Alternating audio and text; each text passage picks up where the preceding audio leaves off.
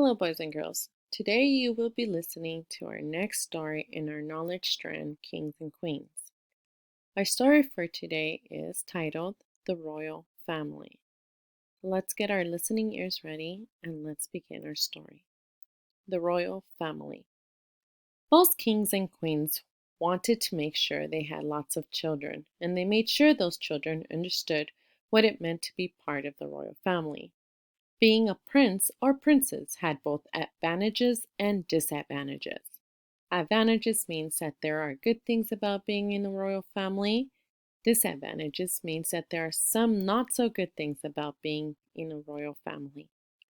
This picture shows King George V of England, the Queen, and 4 of their sons.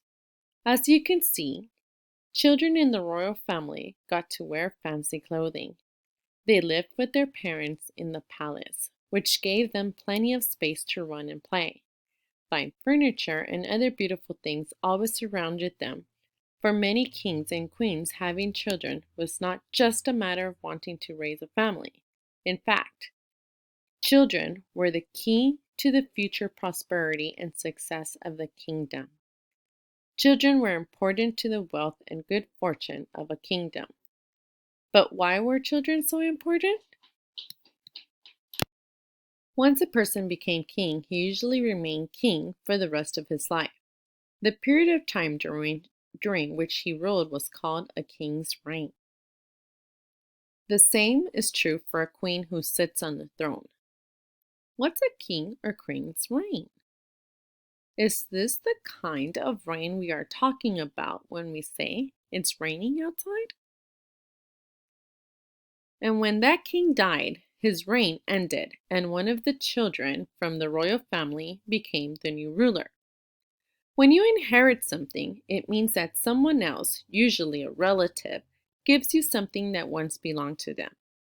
Often, when a person dies, their property, the things they own, including their belongings and money, are passed on to family members who then inherit these things. This is what happens in kingdoms when the ruling king or queen died.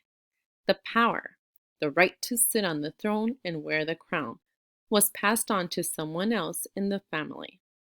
Royal families always wanted children, so the power to rule the kingdom stayed in their family. If there were no children, sometimes the power to rule the kingdom went to a different family. Someone who inherits something is called an heir. In a kingdom, princes and princesses were heirs to the throne because they were to inherit the throne. The oldest son, the one most likely to be the heir to the throne, is called the crown prince. He is called the crown prince because he is the next person to wear the king's crown and rule the kingdom. If there is no son, the oldest daughter is called the crown princess because she will be the next person to wear the crown and rule the kingdom. Remember that the crown is a symbol of power and that whoever wears it is in charge. This photograph shows King George V of England, the Queen, and 4 of their sons. The oldest of the sons is the crown prince because he will be the next king. The adults treat him with great respect, even though he is only a teenager. People hold doors for him and bow to him because he has the important status of being the next king. He has grown up having people serve him and tell him that he is very important.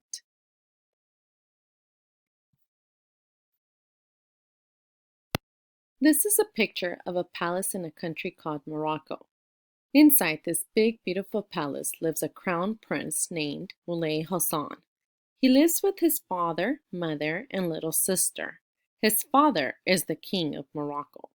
Moulay was born in 2003 and is the oldest son of the king. Moulay will be the next king of Morocco because he is the oldest son and the crown prince of Morocco.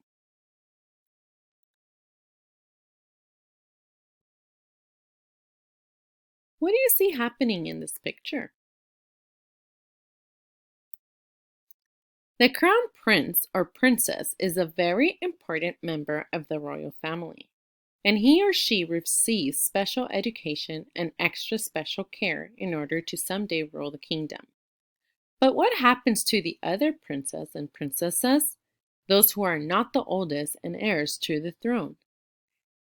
Kings and queens often arranged marriages for their children. This meant that the princess and princesses usually did not get to choose whom they were going to marry. Their parents decided for them. This was because marriage was used as a way to form partnerships between two kingdoms, or a way for two kingdoms to rule together as a team. When a prince or princess married someone from another kingdom, as in this picture of a wedding between a princess from England and a prince from Germany, it was an important event. All the most important people from those two kingdoms were invited because it meant that those kingdoms were going to be friends in the future. There were definitely advantages to being a member of the royal family, especially for those who liked living in palaces and wearing nice clothes. But being a prince or princess wasn't all fun and games. Some disadvantages included that they didn't always get to do whatever they wanted, especially when it came to whom they would marry. Often, anything they did was watched and commented on by others. Everything they did reflected on the kingdom and the royal family, and they had to be careful to behave in a royal manner at all times. All right, boys and girls, this is the end of our story. Tomorrow, you will continue to hear about kings and queens. Thank you for listening. Goodbye.